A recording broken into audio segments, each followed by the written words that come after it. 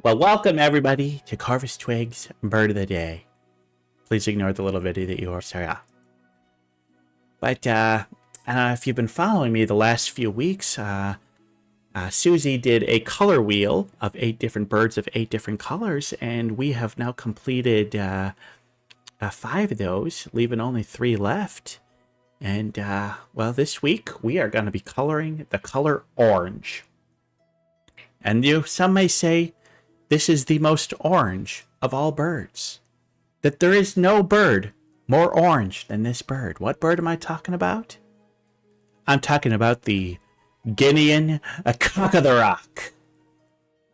And why do I say this is more orange than the other bird? Well, I mean, Kira, tell me why this bird is more orange than any other bird.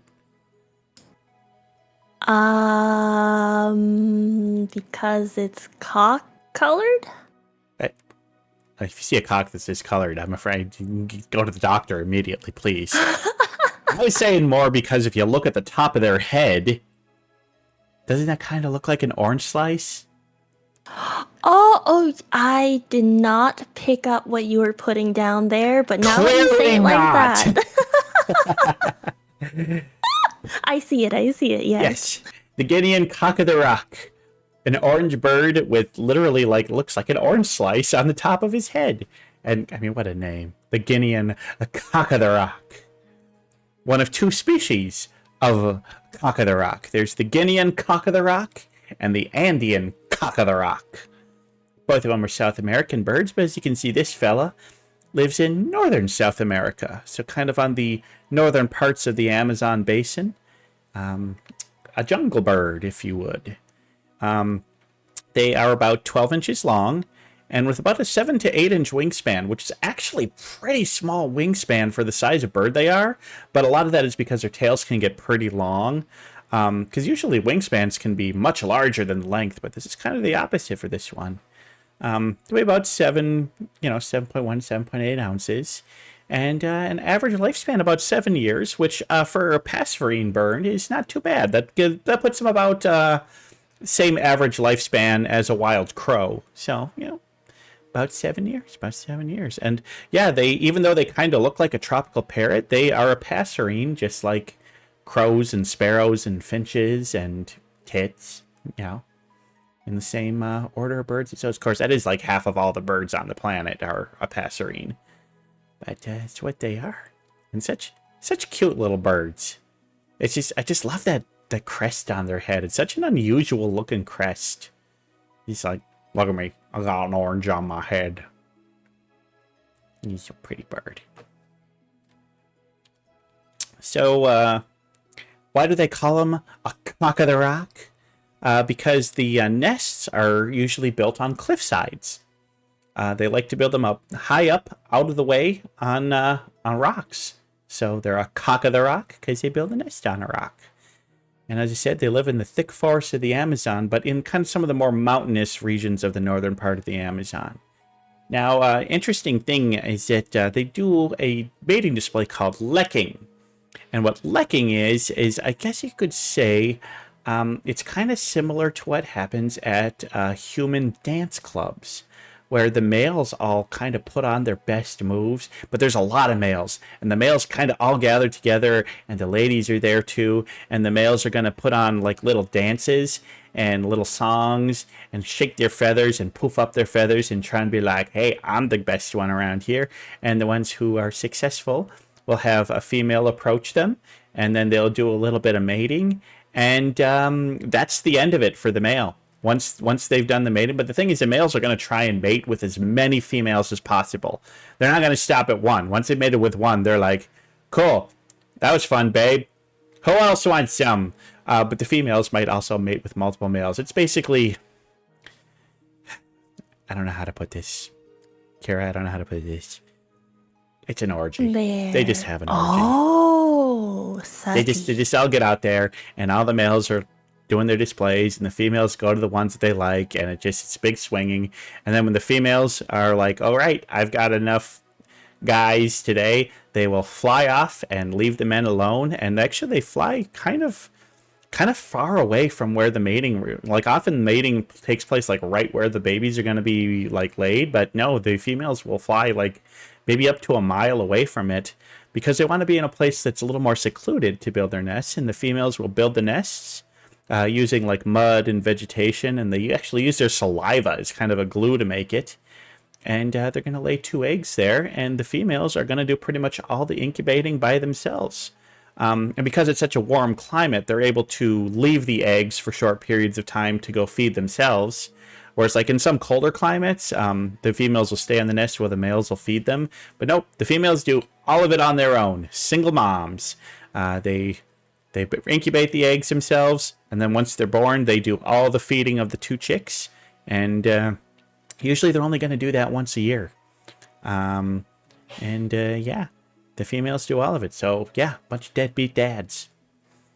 Nothing but deadbeat dads for these guys. But the males usually just going to be off on their own then. And that's what they do. Now, you want to see a little video? We got a fun little video. I'm going to play a little video so you can see what they sound like.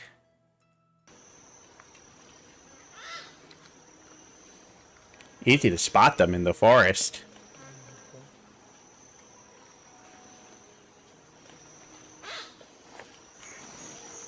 And you can see they do sometimes flock up with a bunch of others. But this is actually a situation where we are watching a little bit of lecking there. That was some males lecking with some females. Yeah, it's kind of interesting how their crest goes all the way over the top of their beak. It's like it's just a part of their head. And they think that the sole reason for that crest is it's all sexual mating display. It's all about, hey baby, mate with me. I have the best orange slice. Just such a weird looking bird. Although its feathers are so scuffed. I know, right?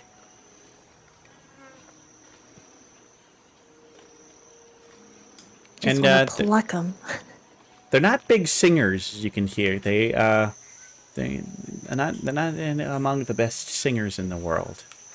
They really display more on visuals and dance to lure their mates. Okay, that's enough of that. So, yeah. Now, these guys are omnivorous. They're going to eat both small fruits and insects. So, not too picky. Not too picky at all. Usually, most of the year, they're solitary. But sometimes they do kind of flock up together. Often you get, like, gangs, like, especially, like, young males that aren't quite at breeding age yet, because they actually don't reach breeding age until like 3 or 4 years old, which is really unusual. Most passerine birds, once like at a year old, they'll start having babies, but not these ones. These ones they wait a little bit longer, so a lot of the young juvenile males and will kind of flock together. And they actually found that the ones, they don't all do it, but they found that the ones that do have a much better survival rate, because, when you're in a flock, if one of you sees a predator, you can alert the whole group and the whole group is saved. But if you're by yourself, you may not see a predator coming. And in the Amazon, there's lots of predators. You got, some small cats that live in the Amazon. You got some snakes that can get them, and even bigger birds. Yeah. I wonder what they taste like. Well, they probably don't taste like oranges. It's probably just based on the looks. Probably just based on the looks. But those with apparently they're the national bird of Peru. Which, yeah, cool. Peru picked a good bird. And the nice thing about them is that they seem to be doing all right. Studies have shown that their population is stable. And so they are considered a species of least concern. So not endangered, but of course, they are threatened, of course, by deforestation of the Amazon, which is an ongoing problem. I mean, pretty much every bird that lives in the Amazon is in threat right now. But as far as we know, they seem to be doing okay. They seem to be doing okay. So yeah, My thought on the Guinian cock of the rock. Oh god, I love this picture. I love this picture. I mean, I love these guys. I mean, that is one of the best, maybe the best head crest I've seen. I love it. What do you think, Kira? Yeah, I really enjoy their name. I don't know what they're doing in that image though. They're just dancing. Just a couple bros just having a good dance, you know, Oh. just having a good Oh, they're time. two dudes? Well, it's hard to tell. They are sexually dimorphic, so there are differences between males and females, but they're a lot more subtle. The males are going to be a little bit more vibrant, and then their tails are longer. Their tails are longer and also a darker shade of black than the females. But they're both the males and the females are orange and have that crest on their head, so they're pretty similar. So I personally can't tell if this is a male and a female or two dudes, but you know, yeah, just having a chest bump. But yeah, I mean, Yeah, great they're name, chilling. Guinian cock of the rock. An amazing name, amazing name, and just pretty cool birds, pretty cool birds. And I say probably pretty easy to spot in the Amazon. It's like green, green, green. Oh, there's a bright orange thing over there. And yeah, kind of hard to That know. means they must not taste very good if they're so bright. Yeah, well, I mean, come on, passerine birds are just not tasty. Not a lot of meat on them. You know, maybe they would taste good to a falcon of some sort, but I wouldn't recommend eating any passerine birds, especially not crows. Although, honestly, if you're going to eat a passerine, a raven would probably have the most meat on it. Don't tell Dre. It's true. I mean, ravens are the biggest passerines. These guys are actually kind of on the bigger side as far as passerines go. Yeah, as big as a crow, but crows and ravens are like the biggest. So, you know, these guys are definitely a lot bigger than tits or finches. But I like them. I really like these guys, and one of my favorite ones that I've done on Susie's color wheeling. What a pretty cool looking bird. I like them a lot, but no, I don't think they taste like oranges. They just look like oranges. They're cute. They're cute. They are cute. So we're gonna call this bird of the day done, and we're gonna head back on over to the studio. Get back on the left side, Kara. Back to your desk. Oh yeah, okay.